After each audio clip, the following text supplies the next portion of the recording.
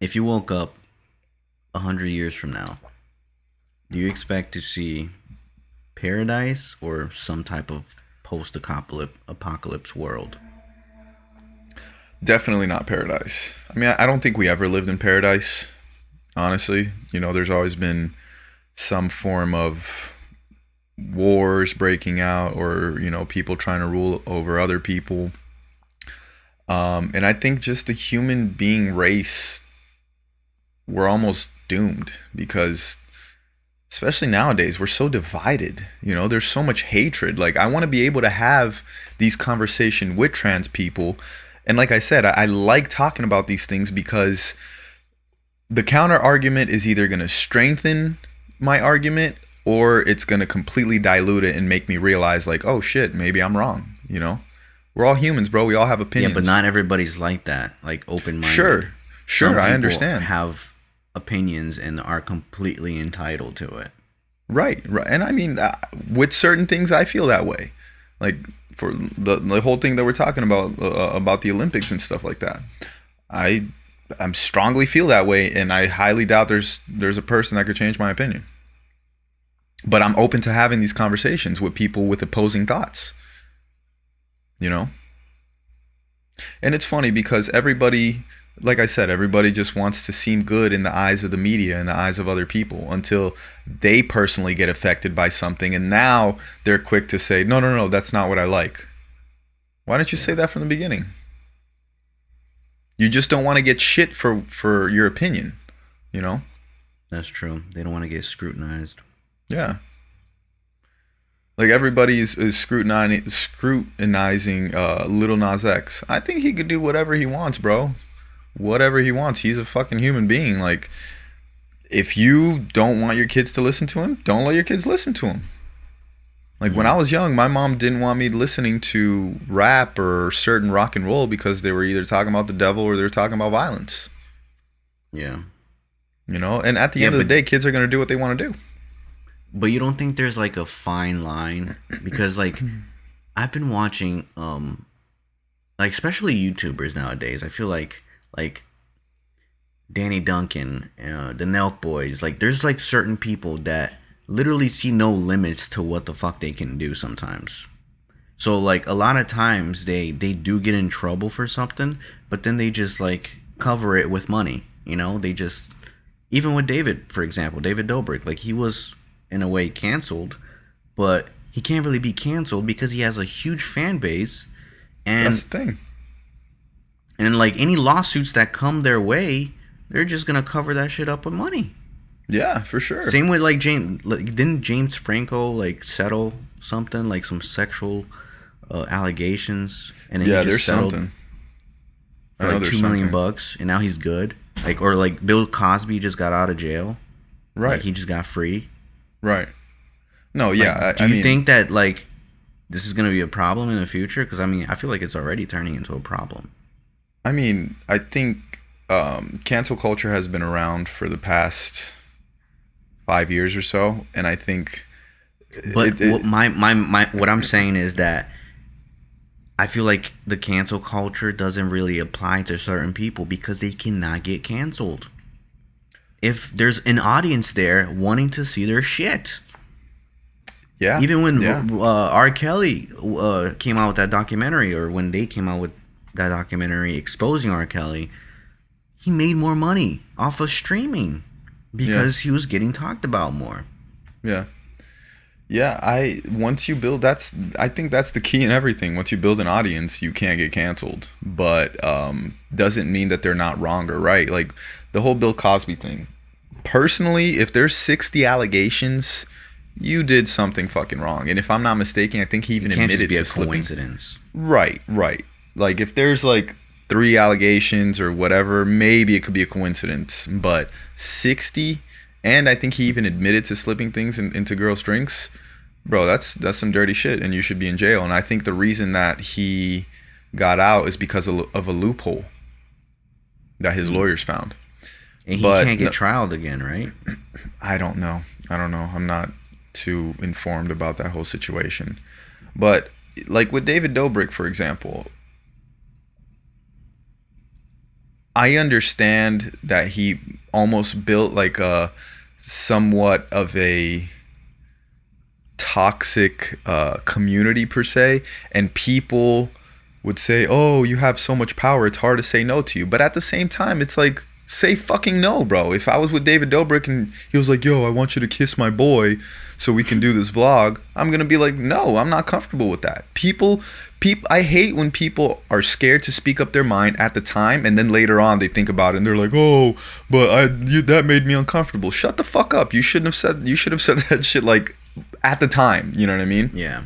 Don't try to now scrutinize the person and try to get money or try to cancel them because you didn't have the balls and the guts to stand up for yourself at the time. You know?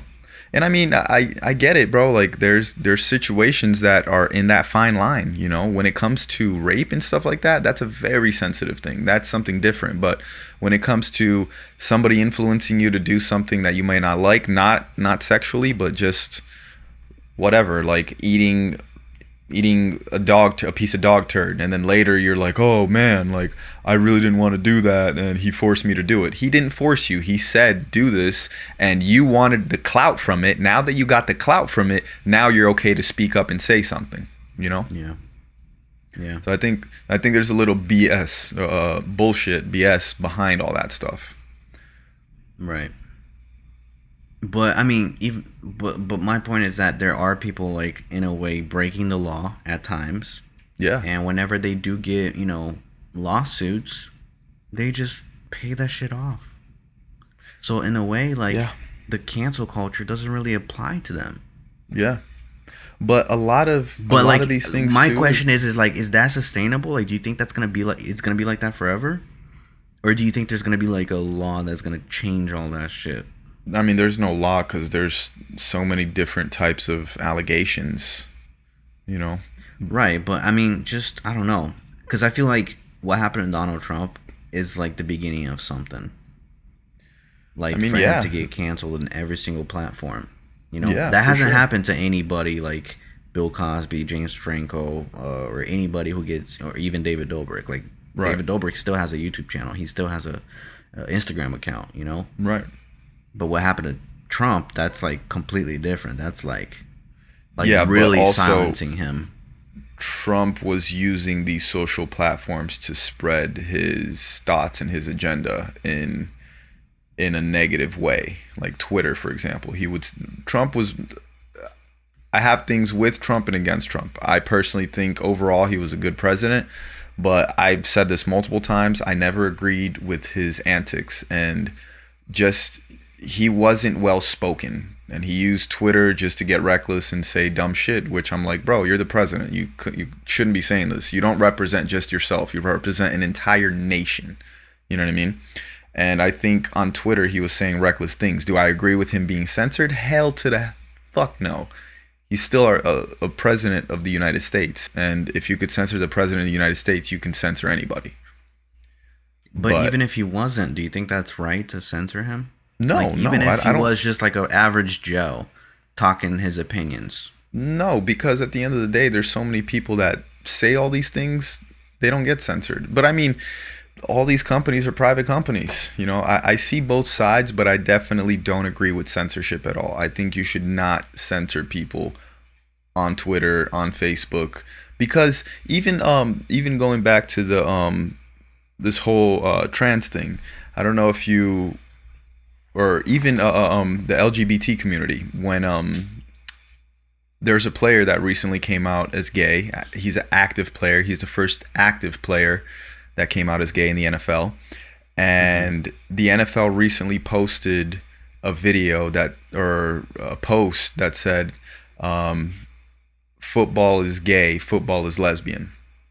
Right? And then there was a TikTok that this kid made about the whole post, that when you go in the comments, all these big teams like the Miami Dolphins, Dallas Cowboys, Las Vegas Raiders, all the NFL teams were commenting like hearts, pride and love is love, things like that. Even Facebook chipped in and said things like that. And they would all get about the same amount of likes, around 800 to 1,000. If you keep scrolling down, you see the legit comments of people like, bro, it's football. You know, like, I'm switching to hockey, fuck football. And they have like 10,000 likes, 15,000 likes, 13,000 likes. So these social platforms. So people are getting suppressed. Yes. The people that have opinions, like us, for example, like me speaking my opinion and how I feel about these things, you get suppressed by these social platforms.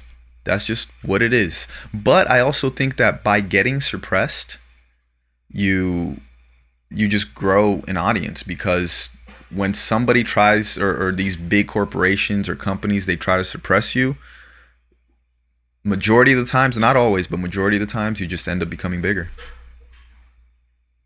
Look at what's his name?